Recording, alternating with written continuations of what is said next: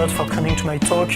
There is some swag at the end of the room, so feel free to take them after the talk, because now I'm talking and I'm expecting you to. So I'm Vladimir Turkheim. I'm the lead Node.js engineer in a security startup. We do AppSec. We're named Screen. But today I'm mostly talking on behalf of the Node.js security working group. I'm a member of that, and I'm also a Node.js collaborator. You can follow me on Twitter at Paul Defet or find me on GitHub. I think the first thing we should discuss is what is Node.js. Do everyone knows what is Node.js or in the room? Okay, let's quickly go around what it is.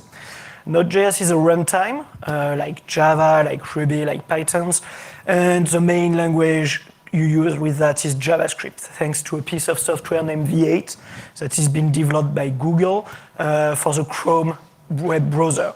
So most of you have a web browser on their laptops, so on their cell phone, so you have a JavaScript runtime locally in the browser. Node.js is another one that does not really need a web browser to execute JavaScript. It has one specificity, is that it's mono-threaded. So you have only one thread for the whole JavaScript process. What does that mean? That means you can do only one thing at a time. In a Java web server, each time you've got an HTTP request, it creates a new thread, and the HTTP request is handled in that new thread. In Node.js, you've got a mono-thread where everything happens. So the question is, how can Node.js handle more than one HTTP request at a time? Because if you've got one thread, you can do only one thing. And that's why Node.js is asynchronous by default.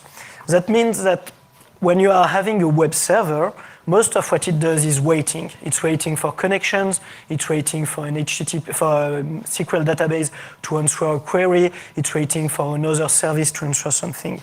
All this time basically is lost in a multi-threaded environment.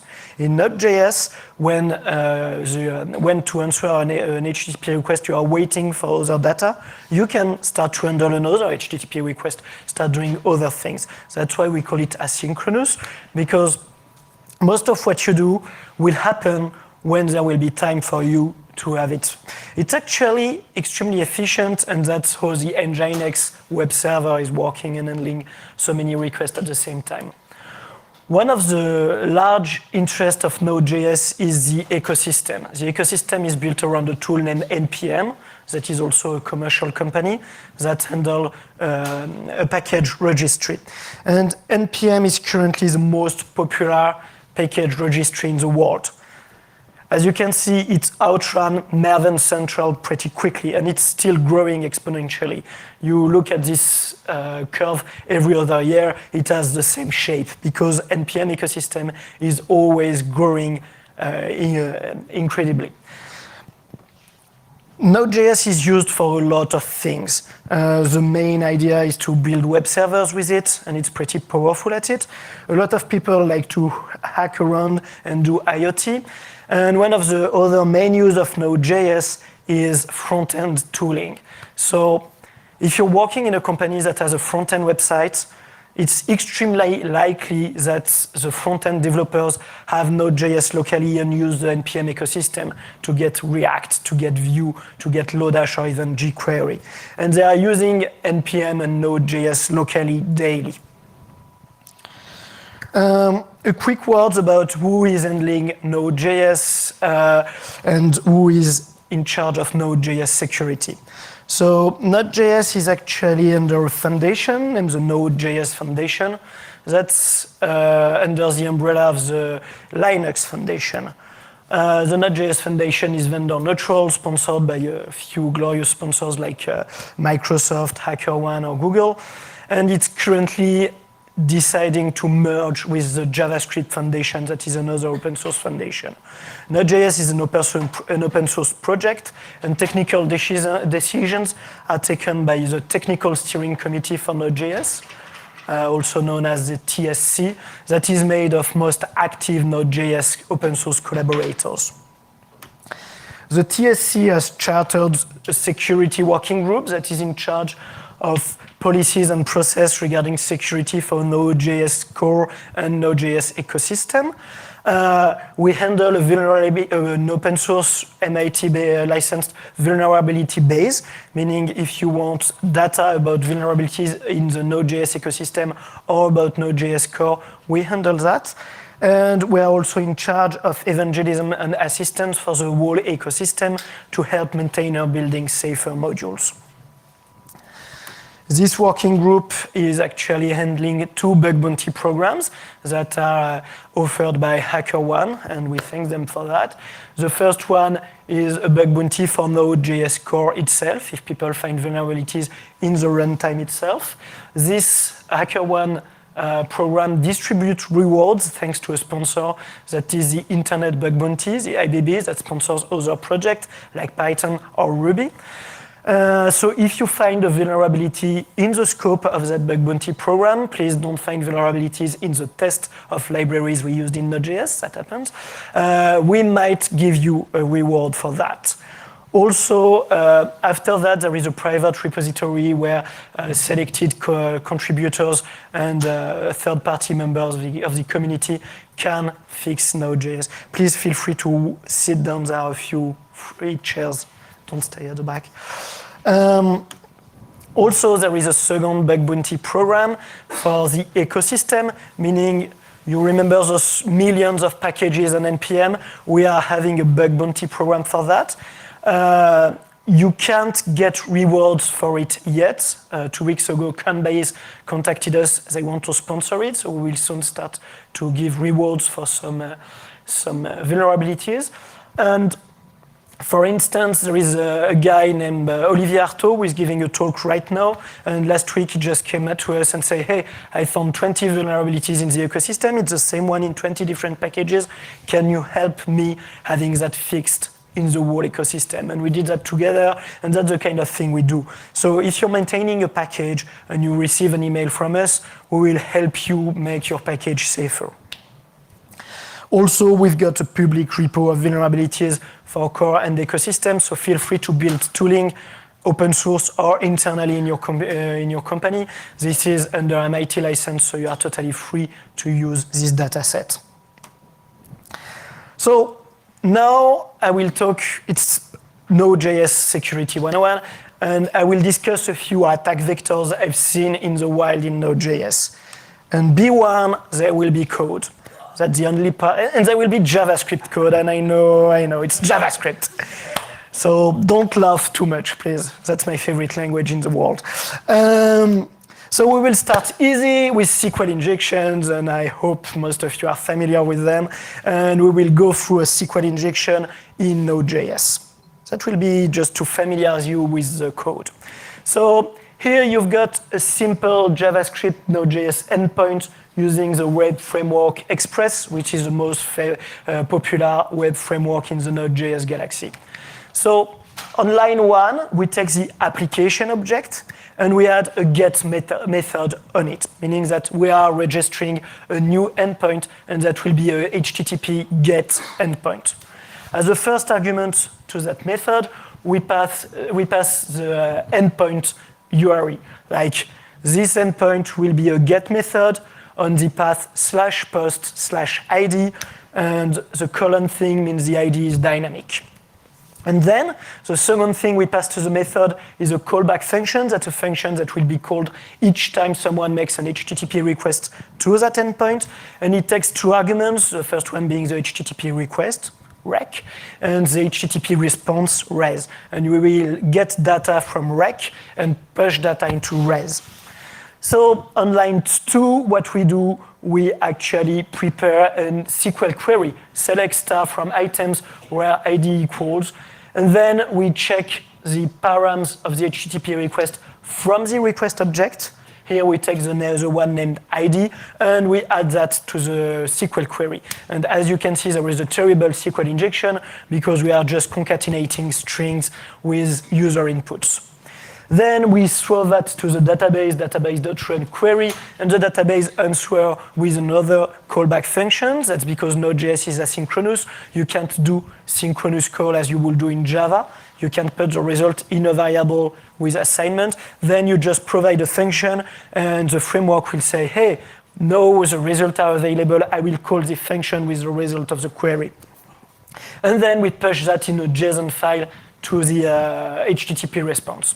So no surprise if the ID parameter is the integer 1, the SQL query becomes select star from items where ID equals 1, and the outcome of the HTTP request will be all the documents in the table that have an ID named 1. And if the table is well made, there will be only one element. Let's hack into that because we are at AppSec, so we want to do AppSec. And what if instead of just an integer, someone was smart and would put 1 or true as an ID, as a parameter in the HTTP request? The SQL query becomes select star from items where ID equals 1 or true, and the result of the HTTP call is totally different, and it's all the documents in the table.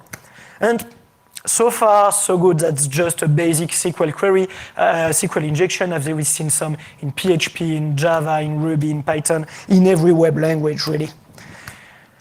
Let's go through more Node.js attacks. So we'll be doing type inferring or object injection. The idea of this attack is to push data into a web server with a type that is not expected. Because JavaScript is not a typed language, and web framework in Node.js don't have by default type checking. Meaning that, for instance, where a web app will be expecting a string, you could put an object. So let's go through this other controller. First line, we've got something we already know. This time we won't register a get endpoint, we will register a post one. And we will start to create a MongoDB query. So in MongoDB, you don't do queries with strings, you do that with objects and method on a database object. So on line 2, we just create a query object and we will populate that with what we want to fetch from the MongoDB collection. Collection is the equivalent of table in MongoDB. So what we say on line 3 is if there is in the request body, in the payload of the request, a field named title, let's just put that into the query object. And if there is in the HTTP body a field named desired type, let's put it under the type name in the query object. And then we throw that at MongoDB and we wait for the response, for the result of the query. So once again, let's see how it goes in real life. If the body contains desired type blog, the MongoDB query becomes document.find type blog, which means give me everything in your collection that has a field name type and a value named blog, the string blog. And as a result, you will get the document which have a field name type and the value blog. Since it's NoSQL, you don't know if documents have this field, you don't know what's the type of the field, you don't even know if document exists. That's NoSQL. Nobody knows where the data are. And let's say we want to inject that with object injection. So in the nominal case, the developer who created this endpoint is expecting a string as a value for desired type in the HTTP payload. But nothing actually is preventing anyone from crafting a request in which they will put an object at this point. So let's say desired type is a sub-object then with $NE, which translates to a not equal in MongoDB query language, and then the integer 0. The MongoDB query becomes document.find type not equal to 0, which translates to give me all the documents in the collection which field type is not the integer 0. And as a result, we will get all these documents in the collection because if it's properly made, we can expect that it contains a string as a value for the field type. So since there is no data type matching in Node.js by default, you have to add that by yourself, you can do object injection pretty easily. And that also works with other types where integers are expected, you can throw strings, and the framework will not protect you from, against that. Now let's go to something that is even more JavaScripty, regex DOS. Does anyone has heard about regex DOS here? Okay, so let's go through that. Regex DOS, it's the idea in Node.js, it's mono-threaded, remember? So you can do only one thing at a time. So if I've got a very, very, very slow synchronous chunk of code, Node.js will never go back to other asynchronous operation. It will be just running that synchronous piece of code forever until it ends. So if you can find a regex in some code that is extremely slow, you can craft a payload you will send to the endpoint, and the endpoint will just take forever to run. But since we are in the JavaScript main thread, it will just block the whole process. So let's go through numbers. So on the left-hand side, with just a small piece of code, the idea is to have a regex in the const R, and then we'll have a string in S that is an exclamation mark at the first iteration, and we just append A's at the left-hand side of the string. So I will only check that for a multiple of 5 because it's really, really slow to run this kind of bench. So when the string S only contains an exclamation mark, the time to compute a regex, the regex is pretty small. It's like 1/5 of a millisecond. When you've got 5 A's and an exclamation mark, it's still pretty fast. I mean, it's way under a millisecond. It's 1/10 of a millisecond.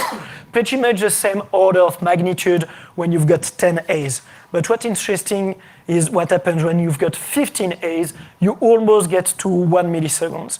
And when you've got 20 of them, you go to 28 milliseconds. And when you've got 25 of them, you almost get to 1 second just to compute one regex synchronously. So I went until 30, it took 28 seconds. And to be fully transparent, with 35, it took more than 1 hour, so I stopped the bench. With 25 A's and 1 exclamation mark, you can break a regex, and that means that the whole Node.js server is unresponsive while it's computing this regex. So you want to protect your applications about bad regex. So as you can see, the chart doesn't mean anything because the impacts are so high, and that's a log scale. The impacts are so high, it's the exponential growth of the computing time is so high that you can't even see anything on a graph. And that's it for the code attacks. And now we'll go to something a bit sneakier. That's what I call ecosystem attacks. So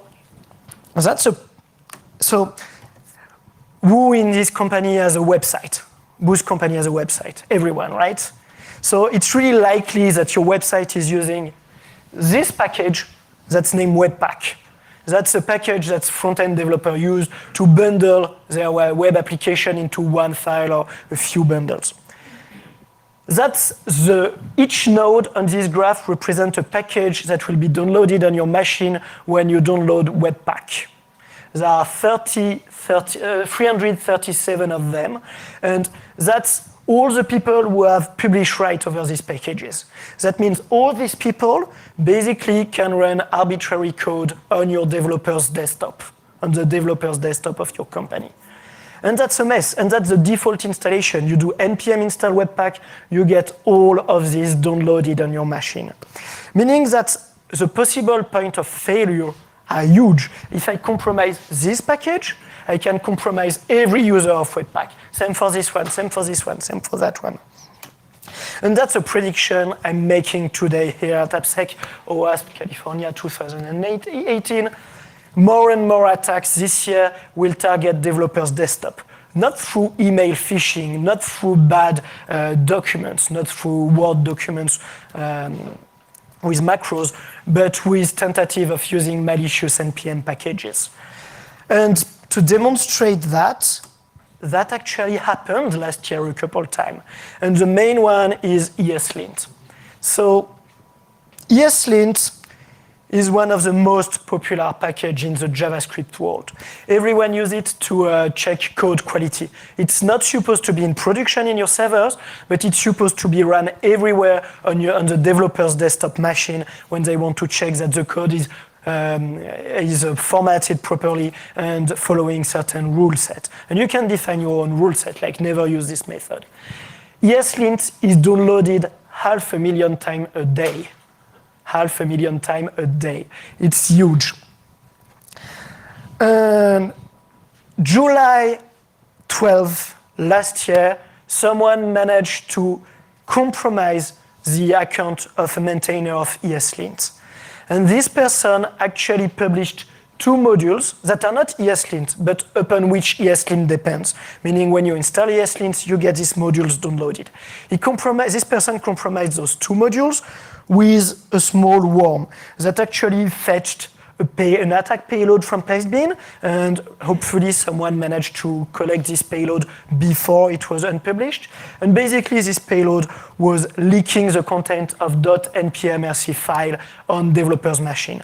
That's where the NPM token stands, meaning that if I can steal the NPM token of someone, I can publish any package I want on their behalf. So if I steal the NPM token of someone who has published right over Express, for instance, I can basically worm 90% of Node.js servers in the world.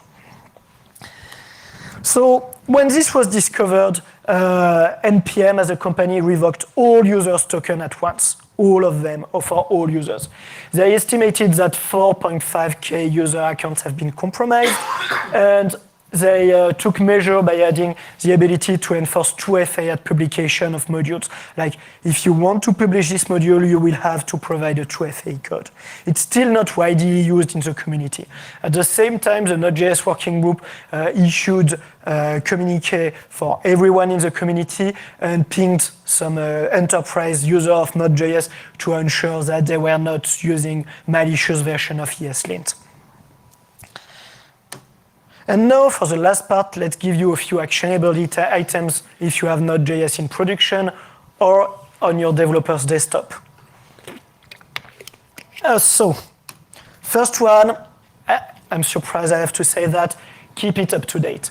We've got a predictable release cycle with LTS versions and maintenance version. Just make sure you are never using something that is not under maintenance version anywhere. That's high hazard, and we won't issue patch for them.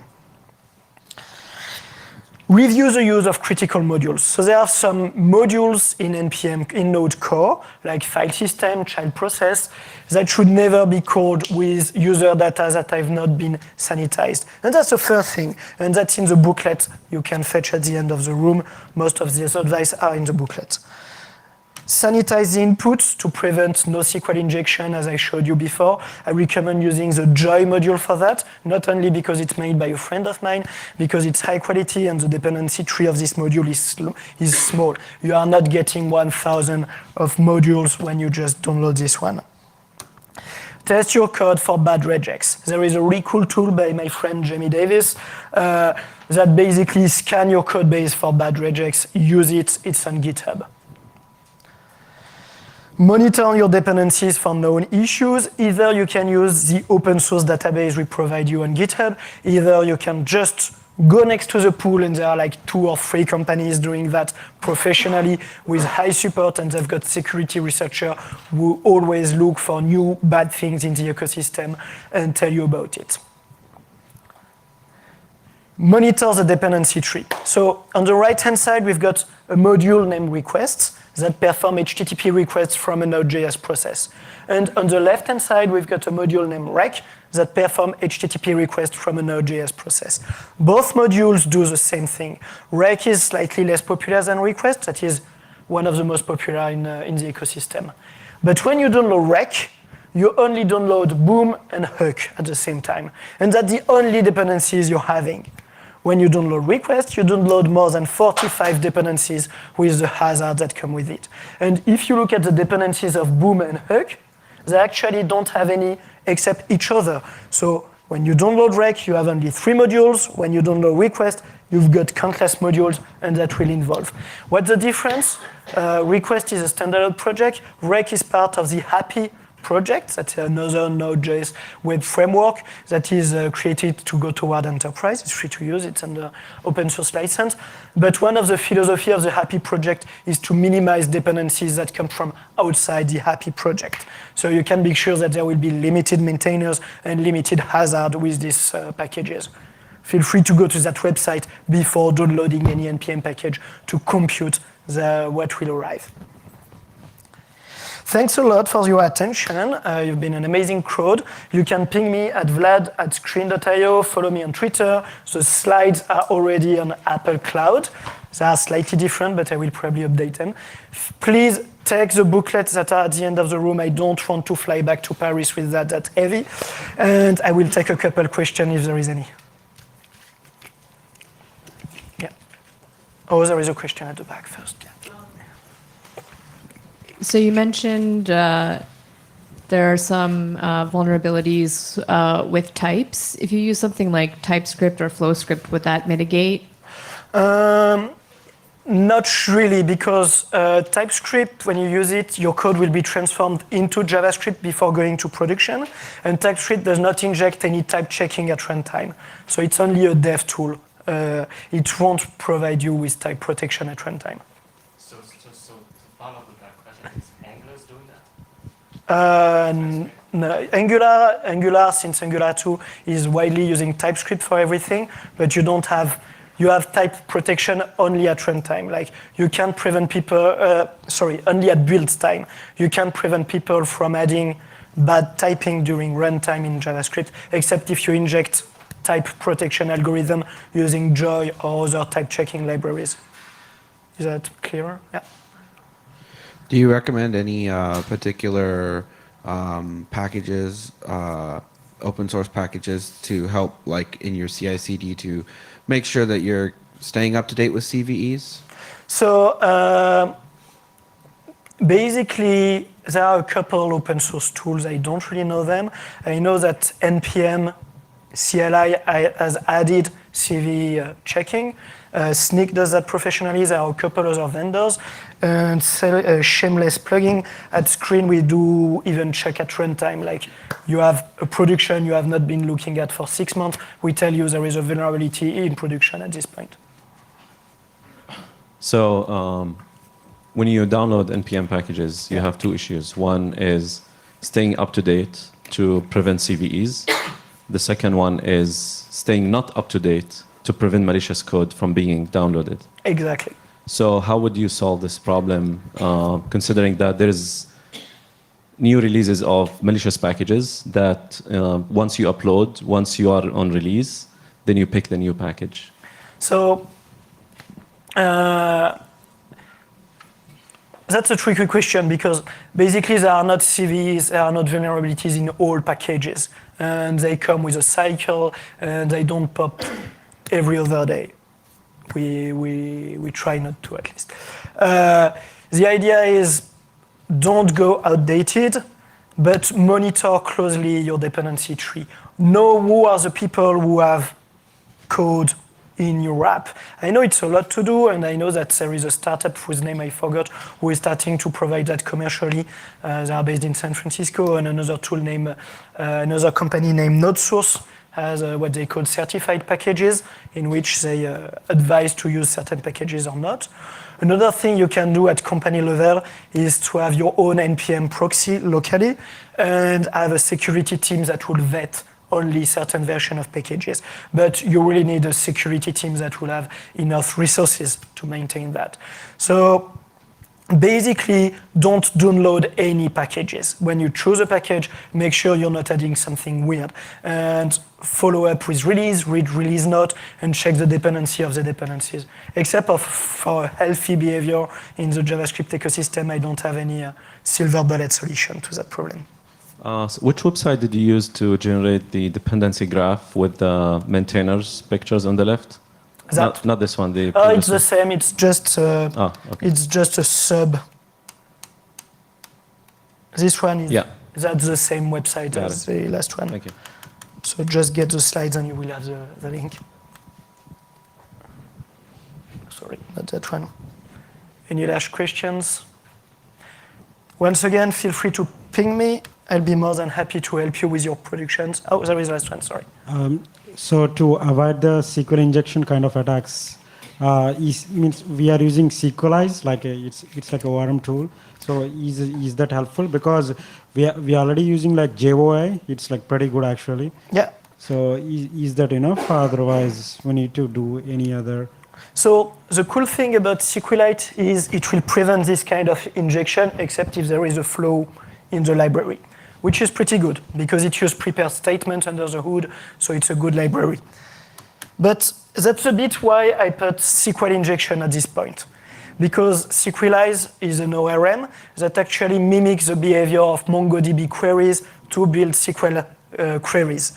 And basically, when you're using SQLize, you might be vulnerable to this kind of attacks, to object injections. So you want to put a type checking library to ensure nobody is injecting SQLize operator in sub-objects where you are expecting native types. Yeah, means we are using like a JOI. Okay. Yeah, with the TypeScript actually. Okay, so just make sure you've got type checking at runtime. Oh, sure. And for each HTTP request that enters, don't trust user data. Don't trust user inputs. Thank you. No problem. All right, it's 10:10 right now, so we're going to go ahead and take a break. We're going to give it up a lot. Thank you.